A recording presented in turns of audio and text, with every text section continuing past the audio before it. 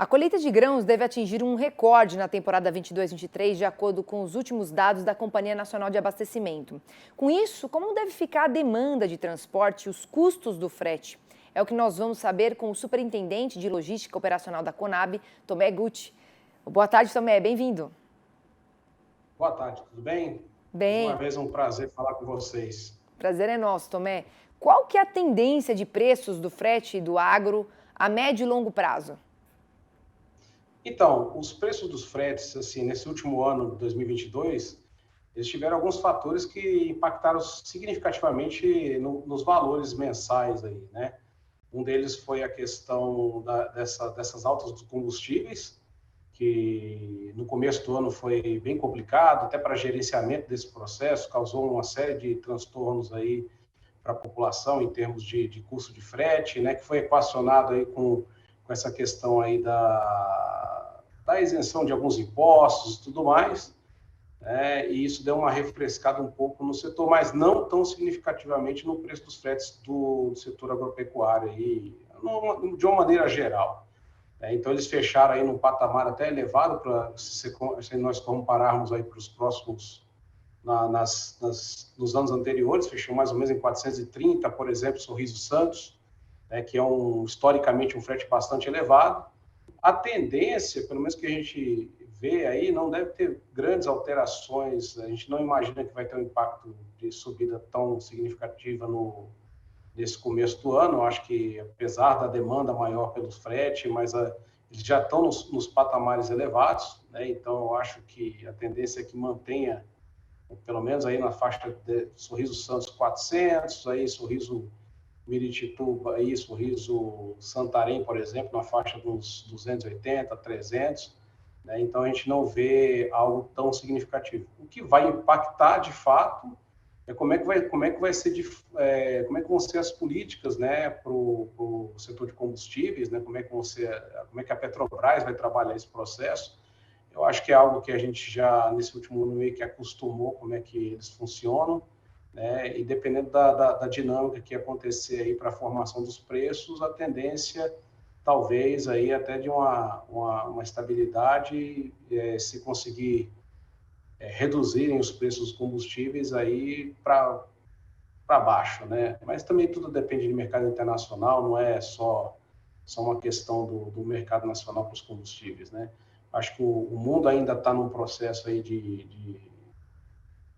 vinha num processo de recessão, então as coisas estão começando a se ajustar, aí à medida que se ajusta, o mercado dá uma certa refrescada aí, e aí pode ser que nós tenhamos aí um cenário mais positivo para esse próximo ano. Você trouxe os combustíveis, então, como um dos principais gargalos, e os entraves logísticos também podem comprometer os custos?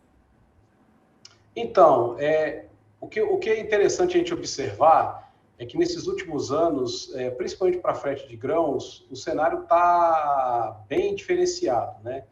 Para vocês terem uma ideia, eu estava fazendo uma análise aqui, antes de começar a conversar com vocês aí sobre a questão dos preços de frete aí, e a gente observou que era uma dinâmica do Brasil exportar, por exemplo, principalmente os grãos como soja e milho, direcionados basicamente aos portos do sul do país, que é Santos e Paranaguá, e nesses últimos anos deu uma inversão para os portos do Arco Norte, né? Para você ter uma ideia, a diferença percentual de preço entre do preço de Sorriso Santarém com Sorriso Santos, em 2018, mais ou menos, estava numa média aí em torno de 11% de diferença de preço entre um frete e outro. Agora a diferença é de 26% favorável a Santarém. Então, o que acontece? Os investimentos que foram feitos nesses últimos anos, sobretudo a finalização da 163, para citar um exemplo aqui, impactou positivamente nas condições de movimentação de carga, diminuiu o impacto das estradas ruins em cima dos preços dos fretes para o norte do país, bem como o aumento da movimentação por esses fretes, né, aumentou a disponibilidade de caminhões para essa rota, e isso foi reduzindo a questão de fretes no mercado para o norte do país. Então, isso, de uma certa forma, para o setor agropecuário, sobretudo a região forte produtora do Centro-Oeste, é um cenário bastante positivo. Então, hoje você tem caminhos que você pode redirecionar a sua produção. Então, tudo aquilo que é acima do Paraná 16 para cima, né, que é Mato Grosso, boa parte do Mato Piba, a tendência é que vai o escoamento para a região norte, que diminui o impacto do frete para a região mais ao sul do país, que seria São Paulo e Paraná e o Porto de Rio Grande. Paraná, o Porto de Paranaguá e o Porto de Rio Grande. Sim. Então, assim, nós vamos ter uma situação bem diversificada aí agora para os próximos anos, e esse cenário mostra que a diferença entre os fretes de uma região para outra é bastante significativa. Então, obviamente, o produtor vai, né, principalmente do Mato Grosso aí, alguma coisa do Goiás, vai optar para mandar por cima, né? Sim. Do que Esse investimento em infraestrutura, né, na metade norte do Brasil colabora demais com o produtor rural, né, diminuindo então esse custo dos fretes. Agora eu queria abordar um outro assunto contigo, que é com a continuidade da guerra na Ucrânia, como é que vocês enxergam o cenário para o transporte de fertilizantes neste ano? Então, é um outro cenário que também tem modificado muito a conjuntura brasileira, né? O que acontece? Nos últimos 2 anos, a importação de fertilizante foi bastante significativa, né? O Brasil chegou a importar aí recordes mensais, algo acima de 3 milhões, 4 milhões de toneladas por mês, em alguns momentos. Isso foi mostrando que a demanda por fertilizantes no Brasil é muito alta. O Brasil é um grande importador de fertilizantes, o que demanda de investimentos cada vez maiores na produção de fertilizantes, que é algo um pouco mais complicado, né? Porque isso depende de fontes de onde retirar esses produtos, né? Jazidas e tudo mais. Mas na questão da importação, geralmente você tem um volume de importação maior no segundo semestre. Nesse último ano, teve uma importação muito grande no primeiro semestre, em função dessa questão da incerteza da guerra da Ucrânia com a Rússia, né? As coisas foram se acomodando, apesar da guerra ainda continuar, as coisas foram se acomodando, até porque na questão econômica desses 2 países, não dá para parar, né? Então, assim, tanto que o USDA está prevendo uma produção de milho, por exemplo, um pouco maior do que do ano passado, acredito que já estimando que a Ucrânia vai ter uma possibilidade de aumentar a sua produção de grãos.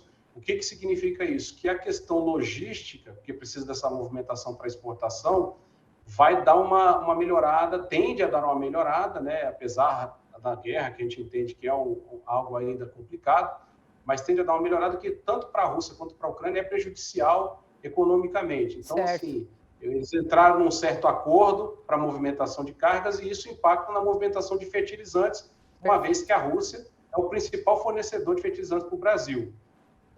Só destacando um ponto que eu acho interessante, também o Arco Norte hoje está como uma das principais rotas de internalização desse produto, né? O primeiro, o porto é o Paranaguá, e depois vem os portos do Arco Norte, no acumulado, Barcarena, Itaqui e Santarém, por exemplo.